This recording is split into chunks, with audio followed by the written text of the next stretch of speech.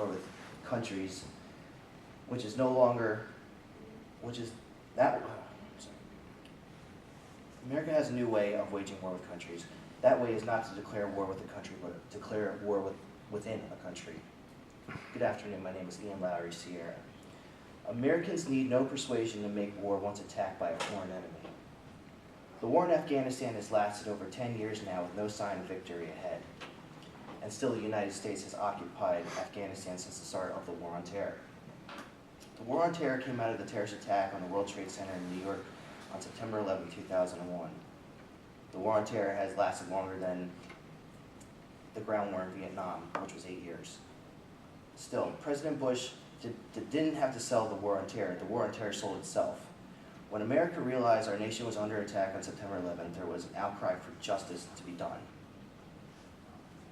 Nearly 3,000 Americans died on September 11th. Men, women, children, family, friends, all lost in that tragic day. September 11th was not only the attack on, not the only attack on America at that time. Anthrax attacks were being sent through the United States mail.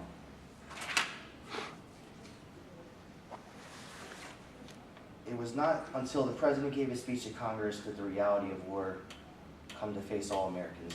Soldiers were called to active duty. Civilians were enlisting in the military out of anger for terrorism on U.S. soil.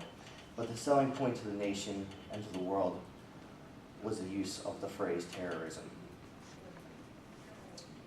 A new reconstructing of government came out of the ashes of 9/11. The Department of Homeland Security was created to protect America from terrorist activity inside the United States. Paving the way for the new office was the Patriot Act, a law passed by Congress and the President to monitor and prevent all terroristic threats to the United States. But nevertheless, the media ran stories on terrorism about Osama bin Laden and Al-Qaeda.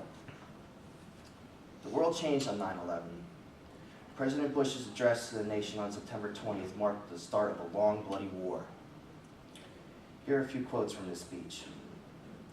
My fellow American, my fellow citizens, for the last 9 days, the entire world has seen for itself the State of the Union, and it is strong.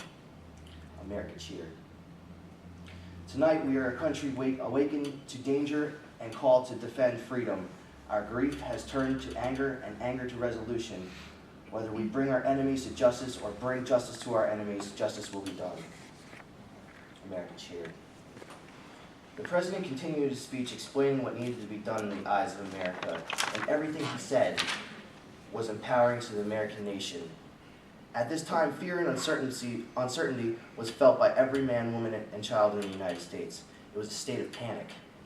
Americans at this time hung on every word our government told them. President Bush's speech condemned Osama bin Laden, Al-Qaeda, and the Taliban. Also, anyone who harbored terrorists. As he addressed Congress, America, and the rest of the world, he did not ask for permission to go to war. The decision was made in the minds and the hearts of Congress and most Americans after the attacks of 9/11. The media fueled the paranoia, running every wild story they came across to keep tensions in America high. We now have a terrorist threat alert system, which many call ridiculous and just another way for our government to keep citizens afraid and in their pockets. Some news agencies state that the 9/11 attacks were a paramilitary attack staged to give reason for the United States to enter a war and reconstruct federal policy. Whatever the truth really is, the United States is at war, bottom line. Under Article 1, Section 8 of the Constitution, only Congress has the power to declare war. Congress did not officially declare war in Afghanistan, but by the War Powers Resolution, President Bush ordered the bombing of the Taliban and Al-Qaeda targets in Afghanistan, which started on October 7, 2001. The war has lasted till today and for an untold time to come. The last time war was declared by the United States was November 8, 1941, after the bombing of Pearl Harbor by the Japanese Empire.